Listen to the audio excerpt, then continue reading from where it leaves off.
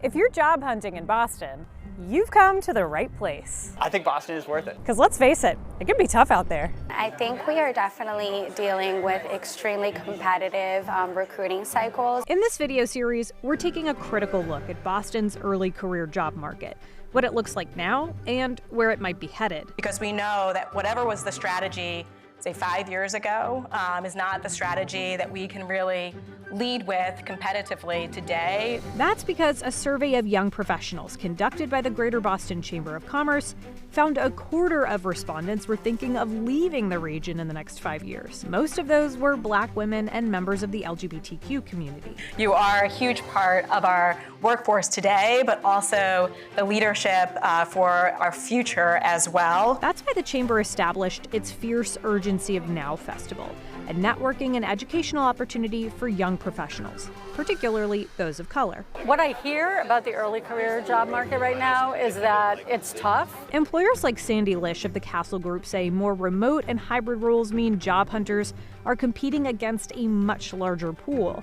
They're also weighing options for housing, transportation, and community building. It's really important where you live. It's really important what the values are of that state, of that city, and what that means for you as an individual and how you can live your life, not just be an employee. That's why the festival wanted to hear from Lauren Jones, Secretary of Labor and Workforce Development.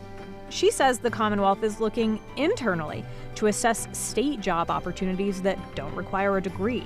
Plus, they're working to expand financial support and transportation aid for people in job training programs. When someone's enrolled in a job training program, they can also couple that with some benefits like our transportation dollars to be able to access MBTA or their regional transit system that may be outside of the greater Boston area. But housing remains one of the greatest needs for young professionals. I'd love to be a homeowner at some point, but it's difficult to see a path there. That's why the state's head of housing and livable communities, Nico Mendoza, was also invited to present solutions. How many of you have tried to put in a deposit to buy a home just to get outbid by somebody who, frankly, is an investor and trying to, buy up properties? Mendoza says the new Affordable Homes Act will refuel a program to help first-time homebuyers with down payments.